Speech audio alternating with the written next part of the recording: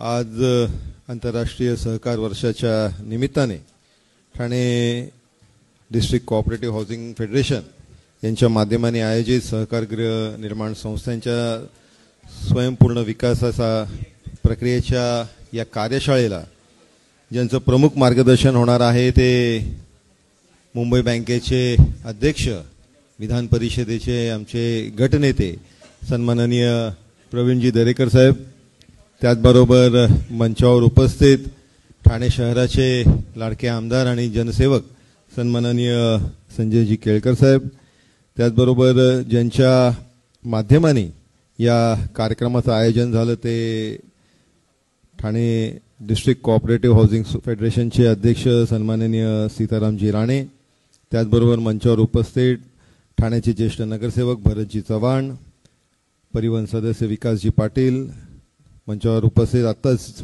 ज्यांनी अगोदर आपल्याला मार्गदर्शन केलं ते किशोरजी मांडे, रवीजी शिंदे, योगेशजी पाटील, माझे मित्र माझे सहकारी सतीशजी निकम, मंचावर उपस्थित आर्किटेक्ट सन्माननीय मकरंदजी तोरसकर, त्याचबरोबर समोर बसलेले आर्किटेक्ट संदीपजी प्रभू, आमचे जुने सहकारी आणि खरं तर डावखरे साहेबांचे सहकारी भास्करजी वाघमारे, माझा मित्र संकेत प्रधान उपस्थित, या सभागृहामध्ये भोसले काका उपस्थित, सर्व मान्यवर या इकडे. खरं तर आज या कार्यशाळेला प्रवीण भाऊ या कार्यशाळेला फक्त ठाण्यातच नाही तर ठाण्याच्या बाहेरनं डोंबिवलीवरनंही, जोशी काका इकडे मला दिसत आहे की तिकडनंही लोक आवर्जून आलेत आणि ह्या सगळ्यांच्या ज्या आशा आहेत, ज्या अपेक्षा आहेत ते खरं तर आपल्या येणाऱ्या सोमवारच्या दरेकर अहवालवर अवलंबून आहेत.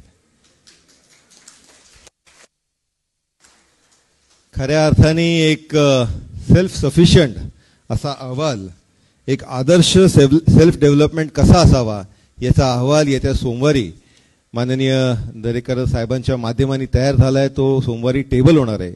सन्माननीय मुख्यमंत्री फडणवीस साहेब आहेत, त्याचबरोबर सभापती आहेत, अध्यक्ष आहेत, आमचे ठाण्यातले आपले उपमुख्यमंत्री आहेत, अजितदादा आहेत, या सगळ्यांच्या समोर हा अहवाल सादर होईल आणि निश्चितच राज्य शासनाला एक दिशा या संदर्भात भेटेल.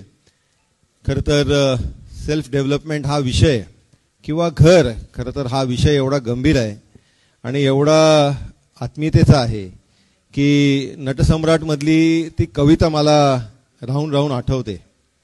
थोडीशी त्याच्यामध्ये मी काळांतराने जो बदल झाला आहे किंवा व्यक्तिशः जो बदल झाला आहे तो थोडीशी बदल करून आपल्या समोर मांडतोय.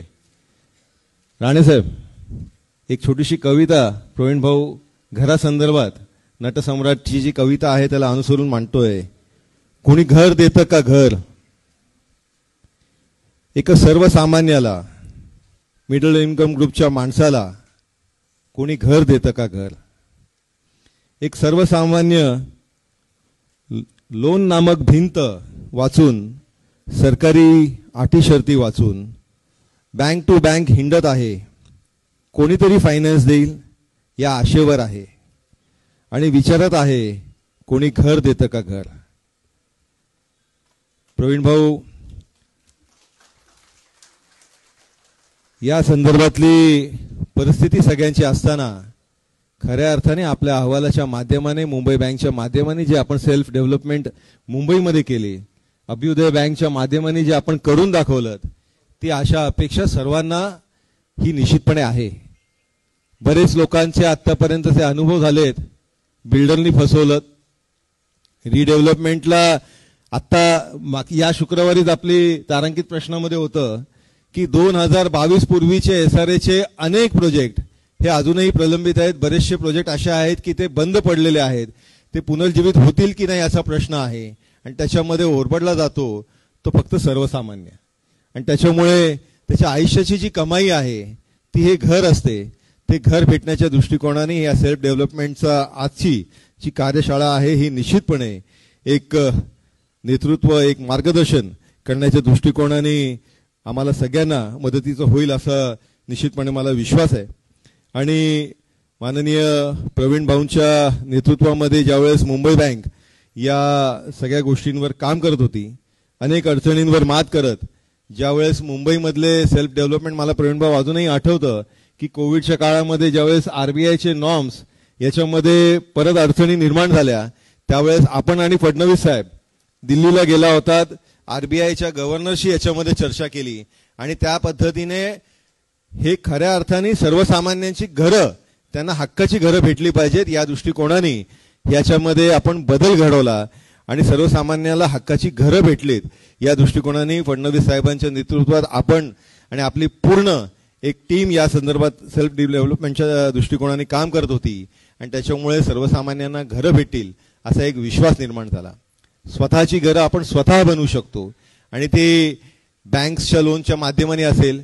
आता मगाशी मी प्रवीण भाऊंशी बोलत होतो, माने पाटील साहेब मगाशी भाऊंशी बोलत असताना की TJSB बरोबर आपण कन्सोर्टियम करू शकतो का आणि त्या पद्धतीने मुंबई बँक या इकडे घरं बांधायला मदत करू शकतं का, याही संदर्भातलं याच्या पुढच्या काळामध्ये निर्णय हा निश्चितपणे होईल. भाऊ, आपण आपल्या भाषणामध्ये त्याचा उल्लेख करावा.